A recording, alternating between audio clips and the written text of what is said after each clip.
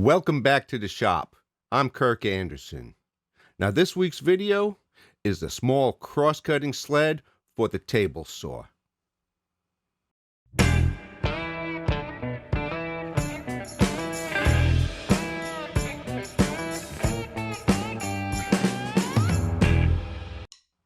Now I'll be making this sled out of 3/4 inch Baltic birch plywood. And the first thing to do is cut down the pieces on the table saw. The first piece to be cut is the base. And then I cut the strips that's going to be the fences.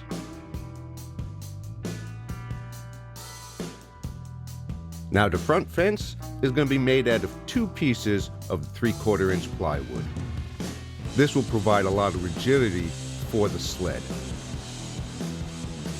And like any glue up like this, make sure you have enough glue on there and spread it out nice and evenly. And then clamp it nice and tight.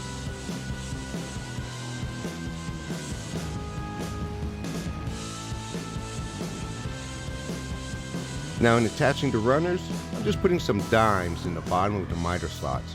That's so the runners are raised above the table.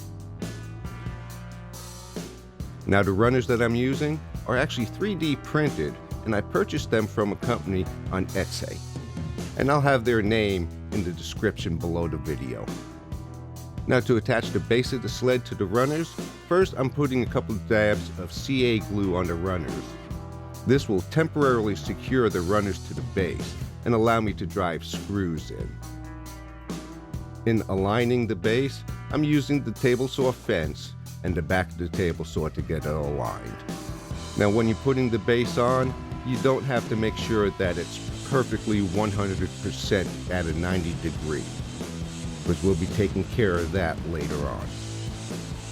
And then I pre-drilled in order to drive in the screws to really attach the runners to the base. And I'm driving the screws in by hand to make sure that I don't overdrive them and strip them.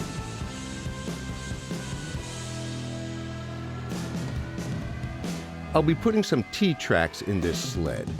And to cut the grooves for the T-track, I'm using a stacked dado blade that I installed in the table saw. And there will be 1 T-track on the fence and 1 T-track on the base. Now to install the T-track, first thing I'm doing, I'm putting some epoxy in the groove. Then I'll just slide the T-track in, and then I already pre-drilled to drive in some screws. For the base, the screws were just a little bit long and they would have come through the bottom of the base. So what I did, I actually ground down the tips of the screws, that's so they wouldn't go through. Now for the rear fence, I'm rounding over the corners, and I'm doing that on the belt sander.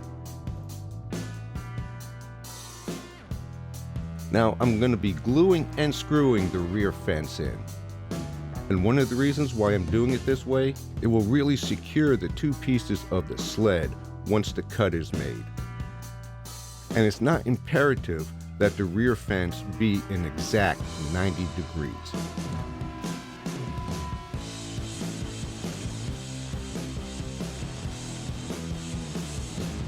I did clamp the fence in, then I flipped it over to drive in screws.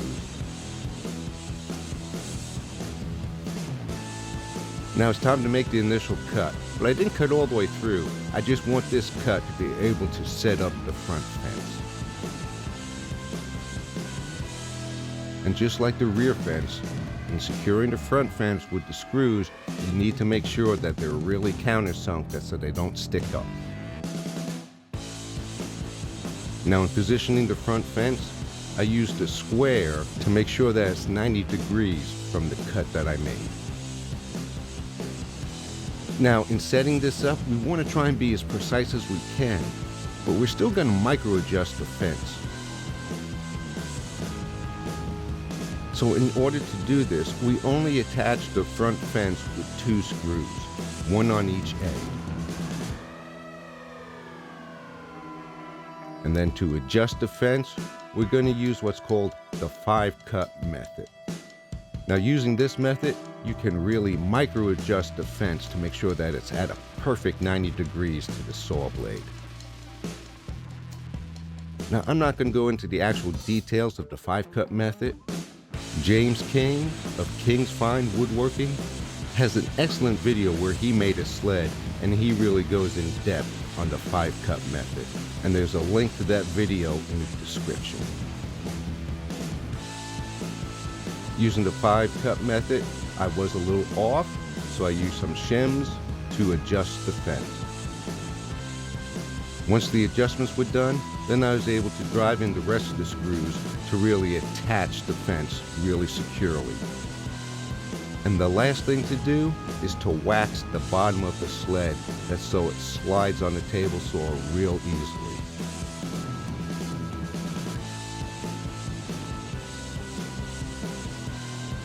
Well, that's it. This small cross-cutting sled is complete.